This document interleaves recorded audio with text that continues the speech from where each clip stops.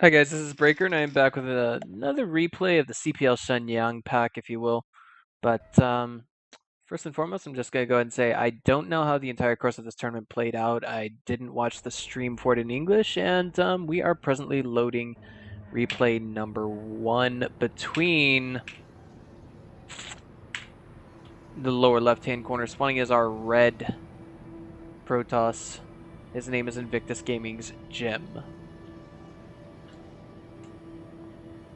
In the lower right-hand corner, spawning as our blue Terran. Make no mistake, it's not some guy by the name of Fen Huang Wan You Si Xiaomi. No. It's much different from that. It's actually MarineKingPrime.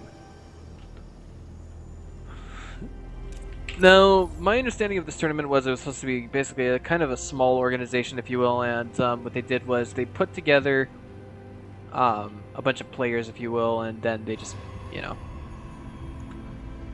made it happen as it will. Kind of like, it reminds me vaguely of back in the day when I was casting the MSI Pro World Cup, and what happened was Lou Ellis had essentially invited, you know, basically he tried to make an even roster, but unfortunately there were still like, you know, 6 Korean players altogether. There was Love CD from mainland China, there was Sen from Taiwan, and you know, that was just about it. It was, of course, an invitational kind of tournament, but I think this one's just a little bit bigger than that. I mean, if I go ahead and check the replay pack, like, let me go ahead and just alt-tab out real quick since we're not in anything too terribly deep. Let's see, I got 13... I have 13 folders altogether full of replays, so, yeah, that means, basically, I don't know, I think maybe there was about 8 different players that were invited to this tournament, Sase being one of them, Todd being another one of them. Todd's ticket, well, I must admit, this is one of the things I just want to rip on Todd for just a minute. The only reason why Todd got invited to that tournament was because he was already conveniently finishing up the, the IEM Shanghai, and I'm not sure who got in contact with him from CPL. They're sure to have someone who speaks English, but yeah. Anywho, next semester, going to Korea. That's 10 days from now. I have established contacts with NetEase, and I'm hoping that I will actually be able to get in on the nice big tournament that's going down in Guangzhou that you guys may or may not have heard of. But I do have to emphasize that many of my contacts with NetEase, there's a web designer who works for them, and there's the esports organizational manager, if you will. Actually, both of them told me that the main reason why that event is happening in Guangzhou is to promote a game known as Heroes of the Three Kingdoms. I'm not sure if it's a new MOBA game strictly made in China for Chinese people, but it wouldn't surprise me if it was. Anywho, the bottom line is basically StarCraft, Dota, and LoL are all going to be, the LoL, StarCraft, and Dota events are all going to be piggybacking off of that one game's success, or that one game's, I guess you could say, propagation in mainland China. Anywho, both players going for relatively early expos. Nothing wrong with that whatsoever, as of course this is a rather large map. Talking about it, since we do have a teeny bit more macro time, there's of course this wide open space, if you will. And this is interesting. It looks as though we have a third command center in the mix. I imagine it's going to be turned into an orbital command and help throw down a bunch of mules in the main and the natural, but possibly a delayed third for MarineKingPrime. And ultimately, this is going to give them such a huge economic lead. Natural Nexus is now finishing up for Jim, and he's going for a Stargate. Okay, that is actually a respectable choice, whether it be Phoenixes or Oracles, because if you have Phoenixes, you at least control the skies. You keep your opponent from throwing medevac drops at you over this vast expanse, if you will. And Protoss, in that regard, has very little control over, say, vision without Phoenixes or anything else like that. But on this map, if we're talking Zerg or Terran, you could have a patrolling Viking back and forth, I guess, in that little area here on the minimap. But not only that, if you keep your medevac traffic constant, then you're actually doing pretty okay as Terran player on this map. But of course, don't forget those frontal engagements. You need to have basically double, maybe triple pronged attacks to take down a good Protoss on this map. Alright, no, it looks like we finally have the first tech lab going down for MarineKingPrime, and he's going to be able to get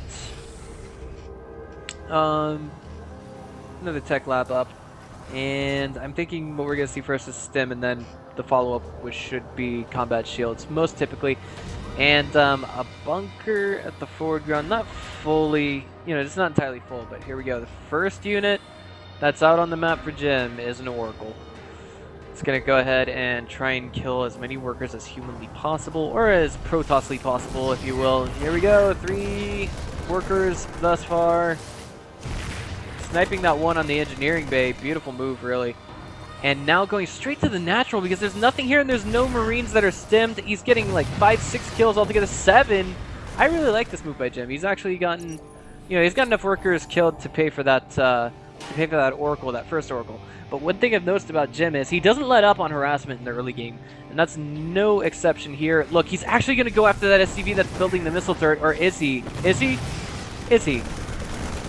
It looks like no, he's not. He's going to go for some Marines, maybe kill a couple more workers, but he's, I think, slated to lose that Oracle if he's not too careful. And definitely, yeah, with the direction it's headed in right now, if he doesn't micro it carefully, he will lose it. Oh, what do you know? Very careful, sneaky Jim. And he's actually gotten a forward pylon up behind all of that, so with the dozen or so workers that he has killed, no, just short of a dozen, 9, he's actually managed to get, I guess you could say, a forward staging area right here. But I'm thinking this is going to escalate into a contain, as we do already have a bunker here, but MarineKingPrime hasn't spotted anything. He's completely blind versus Jim. He doesn't know what Jim's doing.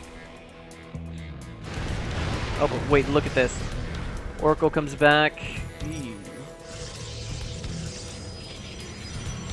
Here we go. Jim looking like he's going to be able to put on some forward aggression with very little trouble. Yeah, the SCVs have not been pulled to repair that bunker. It looks like it's going to fall. It does, but there are Marauders in the mix right now. I don't believe they have concussive shells. No, they do not. Stim isn't even ready yet, but it's about to get there, and I think Jim, like, there's some reason why he's hacking on so many Stalkers right now.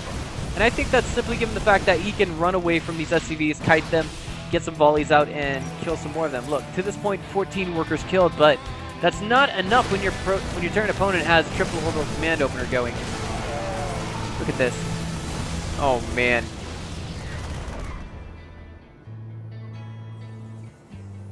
Double bunkers now going back, going back at the natural ramp. And I think, the next wave of attacks we should see MarineKingPrime able to hold with relative ease. But the question is, did Jim do enough damage there? I personally think it was okay, but it's not enough. I mean, just watching the DSL yesterday and watching Caldor and Wolf giving their commentary on a Zerg versus Terran, where we had seen basically our Terran lose a grand total. Oh, but Phoenix Colossi conversion. I like that. Get back to that in a minute. But just listening to the commentary on Caldor and Wolf, they basically said that when you're going up against the triple orbital command Terran, you need to be killing around 35 workers. But then again, this was during the early stage. This maybe shakes up MarineKingPrime just a teeny bit. And if we check the income right now, mineral-wise, gas-wise, the units are completely ineffective, or like completely unaffected in terms of gas income. But it looks like we have MarineKingPrime coming back for a little bit of revenge with a medevac drop that was shut down somewhat swiftly. He managed to get 7 worker kills. I mean, that accounting for just the overall position, the amount of damage that we saw Jim doing earlier to MarineKingPrime, I think just says that it probably wasn't enough. But does Jim know that there's a couple of Widow Mines in his mineral line? This could be game-ending damage. Oh man, the first one's about to reload. It's about ready. Picks up the second one just as it is reloaded. And now we actually see that MarineKingPrime is going for forward assault on the third. There's nothing here to defend. Pylon falls right next to that Nexus, and I feel that it's going to be forced to cancel. Look, he's focusing it down, and is he going to pick up those Marauders? He is. They are the most valuable units in MarineKingPrime's army. Briefly delayed third, at least by about 30 seconds, I think. 30, maybe 40 seconds, no more than 50. Double bunkers getting salvaged at the natural. As we see MarineKingPrime getting more and more comfortable to move out, he's getting a ton of Marauders into the mix as well. Excuse me. But it looks like Jim is getting ready to maybe throw down a fourth. Maybe start a backup fourth in case he should have to. And he can see exactly what is here from MarineKingPrime. He's like, okay, Marine Marauder Medevac. No Vikings yet. And we've seen Jim try to trick up his opponents before, most notably his teammate XY, by just basically tricking him into overproducing on Vikings, not really getting enough medevacs out to fully heal his Bioforce, but at the same time, it didn't really matter because XY had won that game. There we go, Stalker's in the forward position, but we don't have charge, we don't have blink, we don't have anything that's absolutely going to help Jim in this next engagement. Whereas Phoenix is, he's going to need them to pick up those Marauders, Marines, anything that he can at a time. The Phoenixes would actually have been beautiful for dealing with, if you will, the medevacs earlier, and even picking up some Marauders. Look at this, he's doing it now. It's just beautiful control by Jim. He's managing to turn this around, and he's chasing down the medevacs, not giving a damn. He says, hey man, you're going to exploit my weaknesses? I'm going to exploit yours, bro. Look at this, he's pushing back the medevacs and the Vikings. And, oh, but this little group of Marines kind of caught those Phoenixes out of position. But at the same time, there's very little anti-air here. There's almost nothing in the way of anti-air, and Jim is just totally wrecking house with those Phoenixes, killing every single medevac, nulling every single stim that these Marines will have in the near future. Now we have basically MarineKingPrime stuck with one of two choices. He's like, okay, do I keep making Vikings, or do I start making medevacs? Because right now, with the economy that he has, he just can't really support both medevac and Viking production at the same time. Perhaps he can. He's just not. He's gonna suffer in the way of other unit composition production. Like, we can see that he's already integrating. He's making the best of his mineral income by making a bunch of Hellbats. They only cost minerals, so yeah. And Vikings now coming into the mix even more. 4 Vikings at a time, actually. It seems as though right now the main concern with MarineKingPrime is getting rid of those Phoenixes in the sky and then worrying about whatever else may come. But look at what's happening here. We actually don't have a lot in the way of Stalkers on the ground for Jim, so this could be a little bit devastating. He has to engage this next army very carefully, especially given the fact that he doesn't even have +1/+1, and MarineKingPrime is on +2/+2. Oh man, here we go. Reluctant to move forward. MarineKingPrime is now using his Vikings against the Phoenixes. Beautiful force fields by Jim, keeping the rest of the bio from going forward. And the Colossi are going to be able to snipe all of those little bio units on the ground. The Hellbat's not able to get forward. Time Warp is just adding to it, just making it so much better. But the Phoenixes have all fallen except for this one that's come in as a reinforcement. And now it looks as though Jim is going to slowly but surely be able to push this to the third, stop it. He's already put a pause on that 4th base going down by MarineKingPrime, and both players totally even in supply, but the main difference is Jim has a huge window of opportunity to inflict colossal amounts of damage on the mineral line. He's just not doing it yet. It's so exposed right now. It's so naked. And SCVs are being told if he could just get one volley from those Colossi off on MarineKingPrime. Oh, jeez.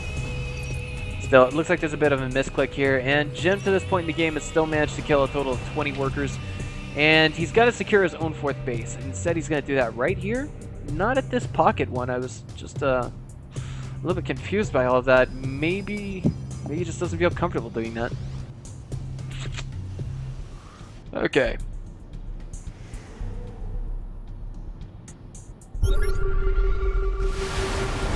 Ouch. And there we go. Jim is now blind versus MarineKingPrime. The question is, can that be his death knell?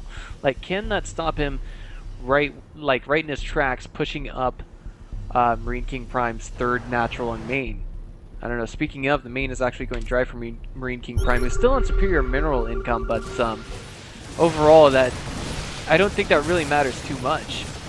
Here we go. Few Zealots running into the mineral line, not able to get a single worker kill. And now it seems as though we have a huge group of Colossi with very little in the way of anti-air. I mean, how many... Oh boy, this is pretty big. This could be Jim's undoing. Where does he have any Phoenixes? He has 4. They're actually with the Colossi right now, and he's making more of them. The problem is I don't think he's gonna have quite what it takes to hold this. I think MarineKingPrime is now taking this into all-in mode, as we did just see Jim throw an SC, or excuse me, a probe at his opponent. Tons of Vikings there, not enough Phoenixes. There we go. Lots and lots of ashes being made out of the Marines. SCVs being pulled along for the ride. Stalkers holding their ground as best they can. There's a ton of Colossi left over, not many Vikings, only a handful of Stalkers, and it looks like Jim might be able to hold this, but it just depends on whether or not we will see another Stalker survive to stop the Viking, and it looks like for the time being, no. We did have to see Jim pull probes. This is going to cost him a lot in the way of income. He's still got a 4th base behind all of this, and it looks like he is beginning to stabilize just a little bit with the last hero, Colossus, with 9 kills, rank of Mentor. +2/+2 finished up in the middle of that engagement, and he was good to go.